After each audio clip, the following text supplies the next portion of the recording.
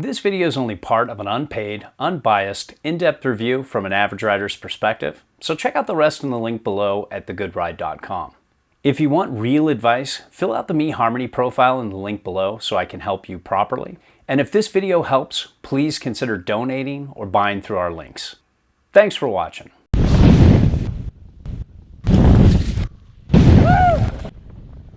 Welcome to The Good Ride. I'm James Beastie, and while I'm happily married with children, I live an open relationship with snowboard gear. And this is Davey Boy, and this is the K2 Alchemist. I keep thinking Venture Brothers, but probably only about 1% of you will get that. I rode this primarily with my Union Atlas and Burton Kendos. Got on this board, the 2023 model, in a wide variety of conditions, everything from messy fun groomers, pretty good groomers, good late spring powder that felt like midwinter powder, about upper shin to knee high in some places. And then I rode this a few years ago when it first came out in just horrible, hard snow, midwinter Pacific Northwest conditions. And I just didn't feel it was fair to do a review based on the conditions that I had it in and the short time that I had it in at a demo. So I sat on it until now. Yeah, I got this board out on a good spring day. It was started off just good corduroy and it ended up being a nice slushy corn all over the mountain. To give you a short summary, this is a very damp, very stiff, very straight line friendly, very aggressive, but somehow still super fun and somewhat easily accessible for average riders. And I really liked it. I would liken this to boards like the Jones Flagship, like the Burton Flight Attendant. A lot of boards that are fast, damp, stiff, and aggressive, but still good in most conditions. And the only time I really didn't like this was in those early demos in the really hard, micro bumpy, uneven snow. This had a little too much feedback for me, but in every other condition, this thing just rips, and it's just a fun, big F, capital F, fun board. And yeah, I got this out on a perfect spring day that started off with just like epic groomers, and it softened up to just corn slushy laps all over Mount Bachelor. And I thought this board handled everything with ease. It was nice and damp in the morning, and it was super fun and fast and poppy off the slush in the afternoon. When it comes to sizing, this 57 felt perfect for me. I was happy I'm on the heavier side at 185. The 160 would have been riding me. It's better to be on the heavier side of the recommended weight spectrum than the lighter side with these. It matched really well with my size 9 boots. I'm so glad I chose 57 because of this stiff, damp, aggressive nature. Better to ride it a little smaller and have a little more control because it's already fast as Yeah, I was on the 162 wide and it was almost too much board for me. When it comes to shape, this is tapered and directional, but not very tapered and not very directional. I could definitely put some front foot weight on the board if I needed to. It still likes a little bit more back foot weight, but overall it's a little more of a big mountain board feel that rides more centered than set back, and that's the kind of thing that's going for it here. And then when you talk about the camber profile, it is a long, mellow, directional camber with a little bit of early rise before the nose, but not much. And what surprised me, it didn't feel too technical, too locked in, but I will say it felt like there was more camber there than that mellow camber. So I'd say it's more for advanced expert riders because of that long, low camber profile. It's hard to skid a turn. I think this board definitely lies on more of the expert side of the spectrum. Like the 62 wide was bucked me around the first couple turns, and then I got it flowing. Edge hold is very competent, very good, not amazing, but when I hit some hard snow patches, it did fine. When it comes to the flex personality, this is a stiff. So right between the feet. It is stiff. My hand just slides down this record vinyl base. It's kind of like what you see on the Karua Plus and the Jones Stratos.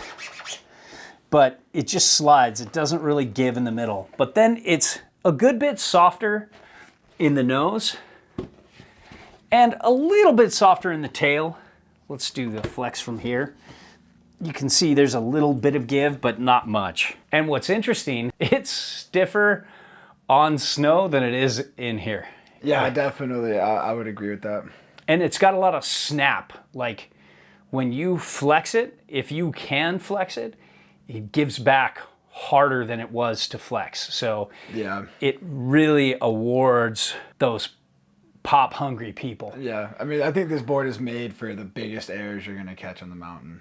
This is beyond my ability level and insurance policy, like way beyond.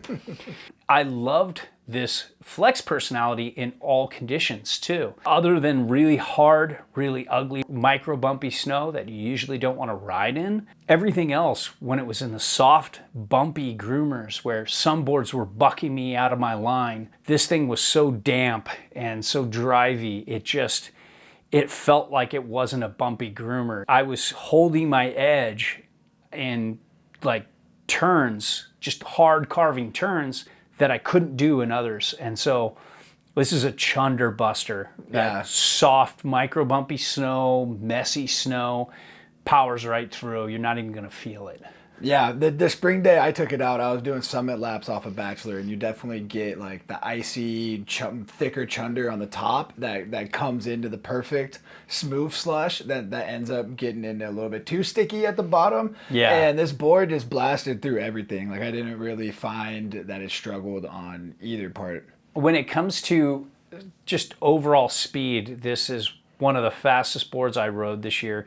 It is so damp. It is just such a pointer. It loves a straight line. The base glide is very good, but not exceptional. I've been on much faster bases, but thank you, Justin, for waxing this. It made it really nice. Like I was just like, oh, I'm ready to go. All I have to do is put on bindings. And it's definitely upper tier, just not maybe the best of the best, but it's no slouch. It's decent base. Yeah, it's an absolute bomber. When it comes to turn initiation, this 57 felt medium to medium quick edge to edge.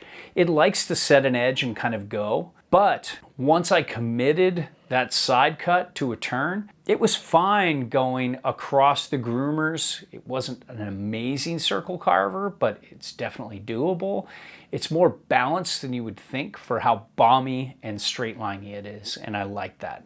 Yeah, agreed. The spring out of the turn was way better than you would think for how mellow the camber is throughout the board, but there was good drive out of the turn, and what I really loved doing was more that in between from across the groomer carves to long drawn out carves. I love these kind of just like mid-grade S-turns that were just closer to a straight line and just really committing the edge to that and building your speed. I just would come down after a lot of speed and I just knew I could set that edge and it would just keep going. So Yeah.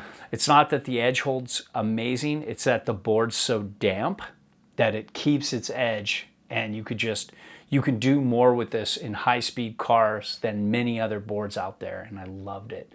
When it comes to powder, there's decent setback on board. It's kind of about what you would expect for a board like this, with this kind of shape and this kind of place in the free ride family. It had decent directional float. It just wasn't anything special, but I think this would shine in steep, high-speed powder runs. It has just enough directional float to keep you going, but you can land switch and it's okay if you want to, but it's definitely not as friendly for low-angle powder riding like we did. It's definitely more of a big mountain powder rider and steep and deep kind of thing. I think steep, deep, big mountain, big air. Overall, I'm not usually into those super stiff, super damp, aggressive boards like this, but somehow I loved it. And I think what I liked about this was if you didn't want to go balls out and you wanted to mellow out, this let you. And I think that's why I liked it, because